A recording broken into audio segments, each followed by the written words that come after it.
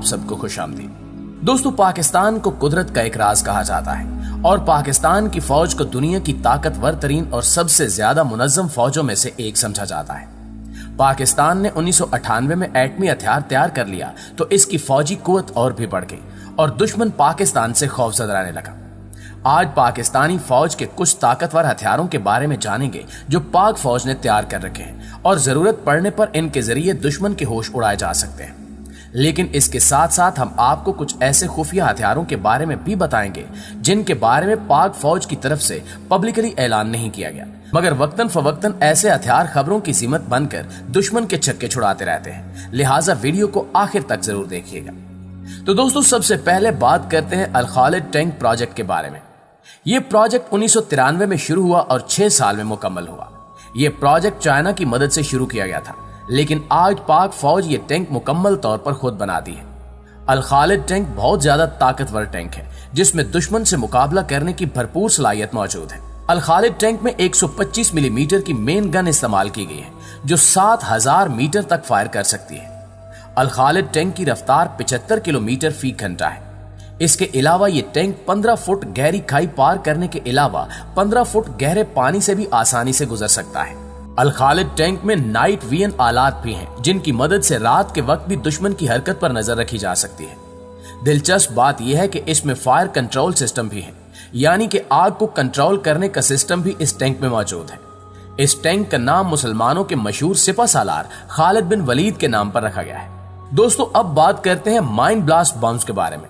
Mind blast ऐसे बम होते हैं जिन्हें जमीन के अंदर रखा जाता है और जब कोई भी इस पर से गुजरता है तो बम फट जाता है। इससे निपटने के लिए पाक फौज के पास एक टेक्नोलॉजी है जिसका नाम NVERD ट्रैवल एंटी माइन है। अगर कभी दुश्मन के इलाके में जाना पड़े तो फौज इस एंटी माइन रोलर को अपने टैंकों और दूसरे तमाम हथियारों से आगे रखती है।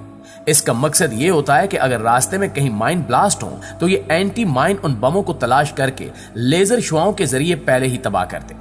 दोस्तों, AM-50 एक मसनूई पुल है जिसे एक व्हीकल के साथ मूव करवाया जाता है। पाक फौज इसे तब इस्तेमाल करती है जब रास्ते में पहाड़ या खंदक हो या रास्ता बंद हो। ये पुल 10 से 12 मीटर लंबा और 4 मीटर चौड़ा होता है और 2 से 6 मीटर की गहराई को पार करने के काम आ सकता है। AM-50 को इस्तेमाल करते हुए पाक फौज उन रास्तों को भी पार कर सकती है जहां से आगे बढ़ना मुश्किल हो। Mine disposable system. दोस्तों, ये टेक्नोलॉजी पाकिस्तान ने खुद बनाई है। माइन डिस्पोजेबल सिस्टम एक ऐसी जबरदस्त टेक्नोलॉजी है जिसके जरिए एक व्हीकल 1 सेकंड में 5000 मिसाइल दुश्मन की तरफ फेंक सकती है। ये एक इंतहाई ताकतवर हथियार है जिसके जरिए दुश्मन को बगैर मौका दिए उसके इलाके में थोड़े वक्त में ही बड़ी तबाही फैलाई जा सकती है। दोस्तों, MVRDE की तरफ से बनाई गई ये ड्रैगन माइन व्हीकल रास्ते में माइन साफ करने के लिए इस्तेमाल की जाती है। जिस रास्ते से पाक फौज की गाड़ियां या टैंक गुजरते हों वहां ड्रैगन व्हीकल को इस्तेमाल किया जाता है। अगर कहीं रास्ते में कोई माइन हो तो ये ड्रैगन व्हीकल उस बम को फटने से पहले ही दूर फेंक देती है। ये ड्रैगन व्हीकल इतनी मजबूत है कि अगर किसी तरह का कोई बम इस व्हीकल के नीचे फट जाए तो भी इसे कोई नुकसान नहीं पहुंचता। इस वजह से ये पाक फौज का एक अहम और कीमती हथियार है। नाज़रीन, पाक फौज का एक और ताकतवर हथियार टाइप 84 है। ये एक व्हीकल है जो एक वक्त में 24 रॉकेट फायर कर सकती है। ये इस कदर ताकतवर हथियार है कि जंग में दुश्मन की जमीनी ताकत को तबाह करके रख दे। इसे पाकिस्तान ने चाइना से खरीदा है। चाइना ने यह व्हीकल 1984 में तैयार की थी, इसी वजह से इसे टाइप 84 कहा जाता है। IL-78। नाज़रीन, ये एक ऐसा हथियार है जिसे एयर टैंकर रिफ्यूलर भी कहा जाता है। ये फिजा में ही दूसरे हवाई जहाजों में फ्यूल भरने के लिए इस्तेमाल होता है। इससे पहले पाकिस्तान के पास एयर रिफ्यूलर का इंतजाम नहीं था, इसलिए पाकिस्तान ने यह त्यारा यूक्रेन से खरीदा था। यह वाहिद त्यारा है जो 88,000 किलोग्राम वजन के साथ परवाज कर सकता है। प्यारे साथियों, पाक फौज का एक अहम हथियार M88A1 रिकवरी व्हीकल है। यह बख्तरबंद गाड़ी है जिसे पाकिस्तान ने अमेरिका से खरीदा है। जंग के दौरान आर्मी का गाड़ियों या टैंकों का नुकसान हो तो M88A1 के जरिए इन्हें मौके पर रिकवर किया जा सकता है, यानी खराब हुई गाड़ियों को फौरन ठीक करके फिर से जंग में इस्तेमाल के लिए तैयार किया जा सकता है। इसके अलावा JF-17 थंडर का नाम तो आपने जरूर सुन रखा होगा। ये एयरक्राफ्ट पाकिस्तान और चाइना ने मिलकर तैयार किया है और ये एयर टू एयर और एयर टू ग्राउंड बैक वक्त दोनों मिशन करने की सलाहियत रखता है, यानी कि ये परवाज के दौरान जमीन पर भी निशाना ले सकता है और दुश्मन के दूसरे तैयारों पर भी।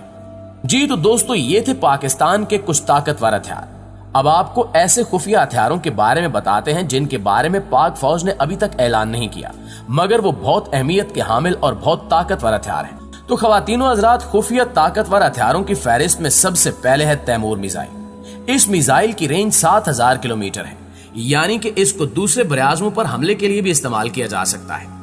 कहा जाता है कि पाकिस्तान अभी तक खुफिया तौर पर तैमूर मिसाइल प्रोग्राम पर काम कर रहा है। समाल एटम बम।